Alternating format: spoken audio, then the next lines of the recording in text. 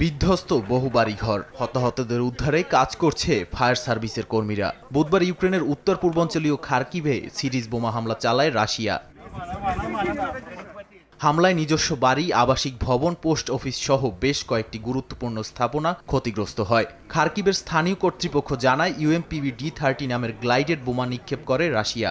এই বোমাটি বিশেষ ক্ষমতা সম্পন্ন ইঞ্জিনযুক্ত, ফলে খুব দ্রুত লক্ষ্যবস্তুতে গিয়ে বিস্ফোরিত হয়। ইউক্রেনের দ্বিতীয় বৃহত্তম এ শহর ও এর আশপাশে শুরু থেকেই একের পর এক হামলা চালিয়ে আসছে রুশ সেনারা। এদিকে খার্কিভে হামলার জবাবে রাশিয়ার একটি পারমাণবিক বিদ্যুৎ কেন্দ্রে পরপর 3টি ড্রোন হামলা চালায় কিয়েভ। হামলার পর বিকল হয়ে পড়ে কেন্দ্রটি। এ কারণে বিচ্ছিন্ন হয় বেশ কয়েকটি এলাকার বিদ্যুৎ সংযোগ। নাদিম মারজান, সময় সংবাদ।